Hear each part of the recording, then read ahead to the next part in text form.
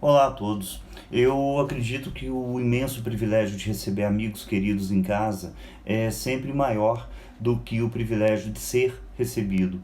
A hospitalidade encontra-se no âmago das relações humanas e o acolhimento ao seu visitante tende a potencializar e a alimentar sobremaneira tais relações humanas, corolários de paz e de harmonia, sobretudo nos dias de hoje.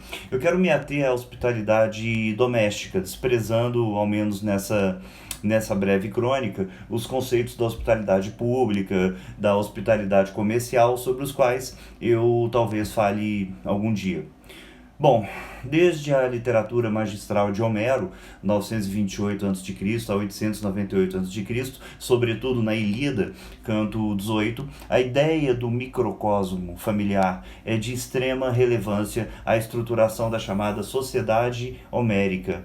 A totalidade dos aspectos de um cidadão se constitui de um profundo arcabouço de direitos e de deveres daqueles que habitavam a polis, um verdadeiro código de comportamento de longeva tradição, com nítida premissa de que as funções e a hierarquia deveriam permear o dia a dia da população, tais como a simbiose entre o mestre e o seu servo, o oficial e o soldado, o proprietário e o seu escravo e, não menos importante, o anfitrião e os seus convidados.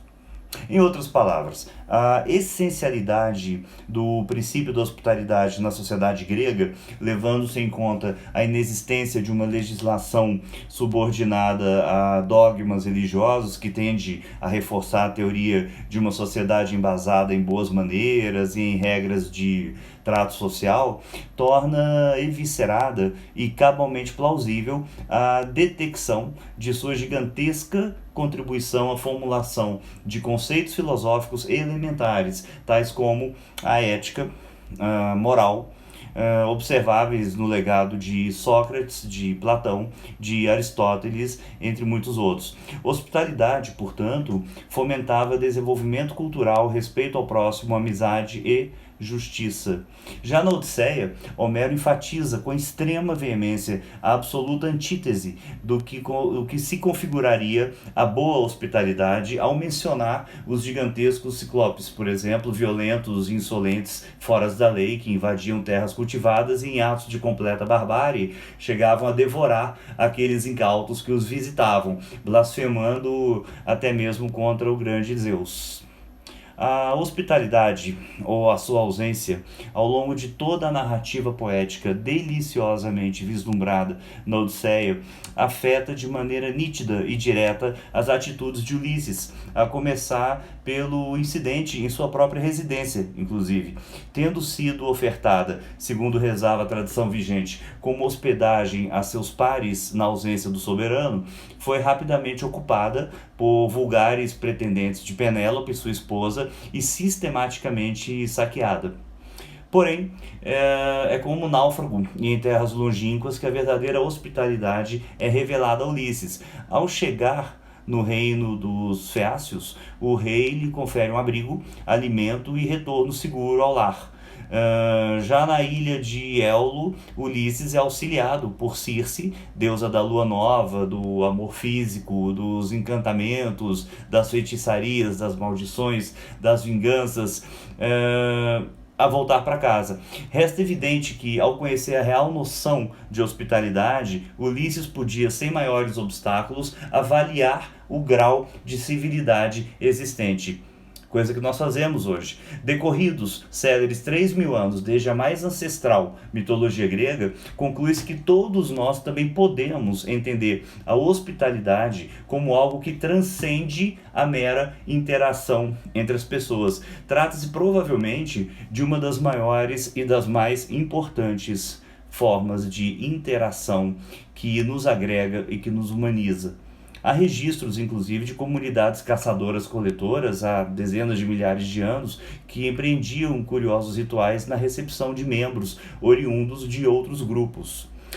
Portanto, arrume bem a sua casa, seja ela grande ou pequena, coloque uma música que reflita o gigantesco regozijo de estar entre amigos, presenteie Escolha e sirva a sua melhor bebida, seja ela um pomposo espumante, um singelo copo d'água ou ainda um café coado com esmero. Prepare o alimento, observe os aromas e os temperos, ainda que se restrinja a apenas um delicioso ovo caipira na manteiga de garrafa. Ceda a sua cama de maior conforto. Note, finalmente, que o ambiente e o cardápio se revestem de ingrediente singular e que não se pode adquirir no supermercado ou na floricultura do seu bairro. Qual ingrediente é esse? O perfeito, sublime amor empreendido e empenhado no fomento e na execução do próprio evento, que reflete a alegria do festejo e da companhia de pessoas que nos são tão queridas. Aliás, é a companhia de seus convidados que congrega e acalenta, que permite o intercâmbio maciço de ideias, de pensamentos, que desperta o esquecimento dos problemas, a germinação das loucas e mais divertidas filosofias. Enfim, companhia, não por acaso, se deriva do latim arcaico, sendo panis, ou seja, compartilhar o pão, não apenas para que nos alimentemos, não é o ato de comer, mas principalmente para que confraternizemos. Aliás, confraternitas, conviver fraternamente. Um ancoradouro seguro em meio às tormentas do mundo, que transforma inimigos em amigos, amigos em amigos ainda melhores, não familiares em familiares, estranhos em conhecidos. Receber pessoas nos remete à destituição de nosso egocentrismo para o convívio devotado junto ao próximo. É manter acesa a vela que em várias culturas, tanto ocidentais quanto orientais, cria um indescritível espírito do ambiente e reúne os espíritos que estão ali presentes. Certamente conhecemos todos casos de violação à regra da melhor hospitalidade por parte dos convidados inconvenientes, indiscretos ou até mesmo trapalhões. Todos, na qualidade de anfitriões, já passamos por situações análogas, de visitantes que confundem gentileza com fraqueza, temperança com mediocridade, educação com flerte. E aí pausa para uma curiosidade acadêmica. A palavra anfitrião deriva da mitologia grega.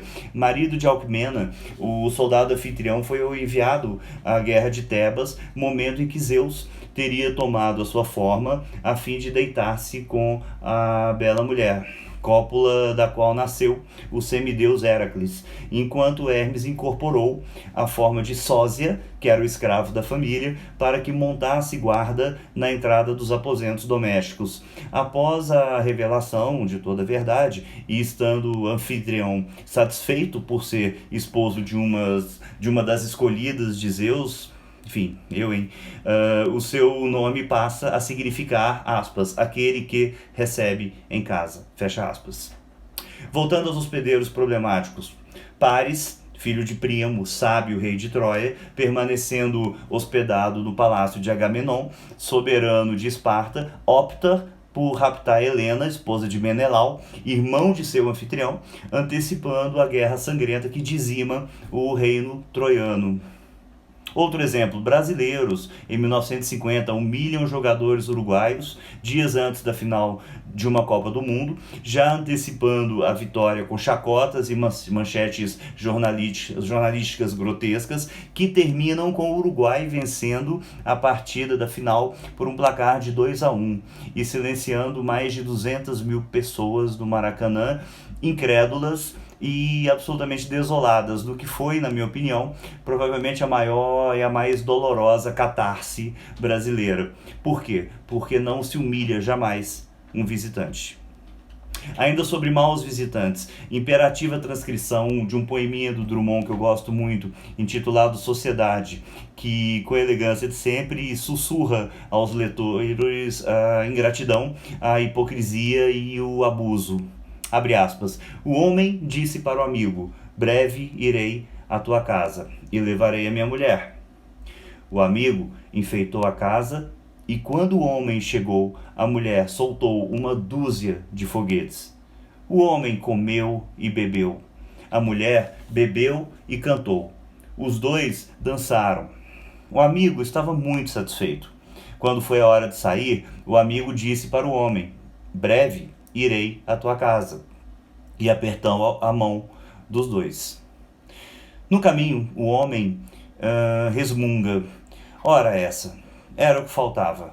E a mulher a ajuda: que idiota, a casa é um ninho de pulgas.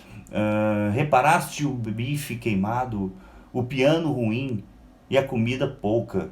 E todas as quintas-feiras eles voltavam à casa do amigo, que ainda não pôde retribuir a visita. Fecha aspas.